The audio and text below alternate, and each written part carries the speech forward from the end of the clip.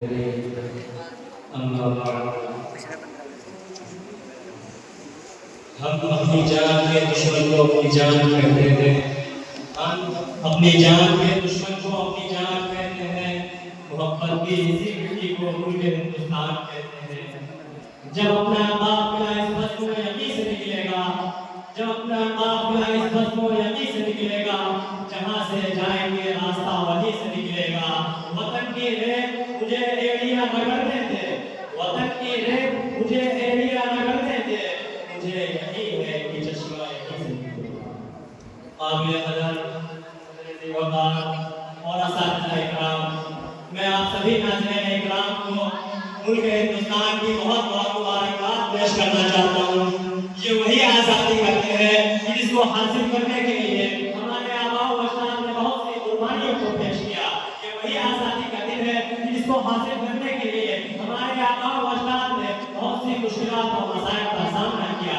یہ وہی آزادی کا دن ہے جس کو حاصل کرنے کے لیے ہمارے آباء و اجداد نے اپنی بیویوں کو بیوہ اور اپنے بچوں کو یتیم کیا۔ یہ وہی آزادی کا دن ہے جس کو حاصل کرنے کے لیے ہمارے آباء و اجداد نے اپنے مالوں کو قربان کیا، اپنی جانوں کو قربان کیا۔ یہ وہی آزادی کا دن ہے جس کو حاصل کرنے کے لیے مہاتما گاندھی نے خود کو بھوک سے دوچار کیا تھا۔ یہ وہی آزادی کا دن ہے جس کو حاصل کرنے کے لیے اشفاق اللہ خان نے پھانسی کے پھندے پر چوم کیا تھا۔ یہ وہی آزادی کا دن ہے جس کو حاصل کرنے کے لیے سردار بھگت سنگھ کو جب پھانسی کے پھندے پر چڑھایا گیا، ان کی زبان سے یہ الفاظ جاری تھے کہ اب بھی جس کا گھول نہ کھولا گھول نہیں وہ پانی ہے، اب بھی جس کا گھول نہ کھولا گھول نہیں وہ پانی ہے، جو دیش کے کام میں بیکار کی وہ جوانی ہے۔ ہندوستان کی تاریخ بول رہی ہے کہ ملک ہندوستان کو آزاد کرانے میں بہت سے لوگوں نے اپنا رول ادا کیا۔ اگر ہم بہادر شاہ ظفر کی بات کریں، جب 1857 عیسوی کے ہنگامے میں بہادر شاہ ظفر کو بنگال کی کالی کوٹھیوں کے پیچھے دھکیلا گیا تھا اور انگریز آیا اور کہنے لگا دم گلے میں دم نہیں ہے بغیر مانگو جان کی، دم گلے میں دم نہیں ہے بغیر مانگو جان کی، اے ظفر ٹھنڈی بڑی شمشیر ہندوستان کی۔ تو بہادر شاہ ظفر نے اس کے جواب میں کہا تھا غازیوں میں بو رہے گی جب تلک ایمان کی، غازیوں میں بو رہے گی جب تلک ایمان کی، تب تلک تب چلے گی میرے ہندوستان کی۔ اسی 1857 عیسوی کے دور میں ہمارے علماء دیوبند کے سرخیز حضرت مولانا قاسم نانوتوی، حضرت مولانا رشید احمد گنگوئی، حافظ نامی شہید مولانا احمد اللہ شاہ ابدالی اور بڑے بڑے علماء اس کے اندر شامل تھے۔ چنانچہ 1857 عیسوی کا جہاد بھی ناکام ہوا، لوگوں کی غداری کی بنا پر، اور انگریزوں نے ان مٹھی بھر لوگوں کو قتل کر دیا۔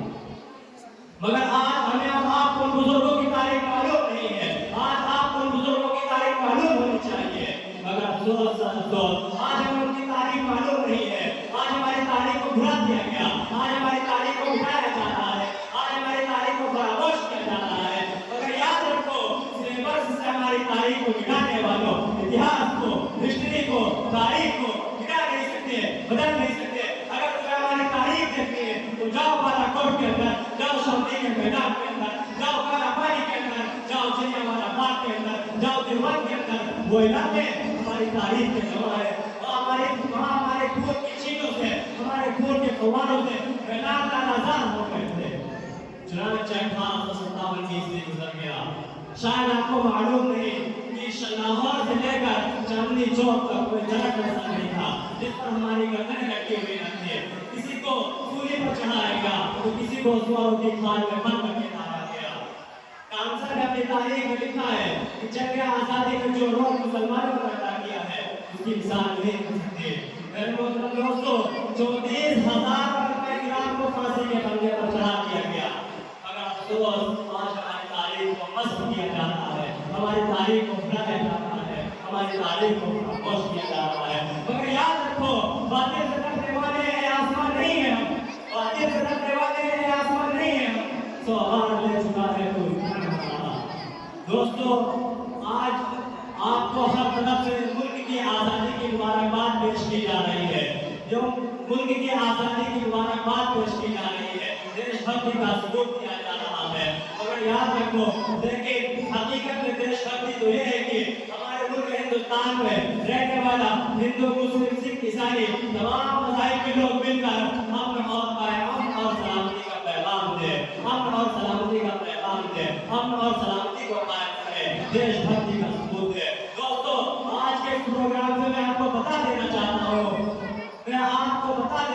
ہوں، ہماری خوش قسمتی ہے کہ ہمارے ملک ہندوستان میں رہنے والا، ہمارے ملک ہندوستان میں ہندو بھی پیدا ہوا، مسلم بھی پیدا ہوا، سکھ بھی پیدا ہوا، عیسائی بھی پیدا ہوا، مگر سب سے بڑی بدقسمتی یہ ہے کہ انسانیت پیدا نہیں ہوئی۔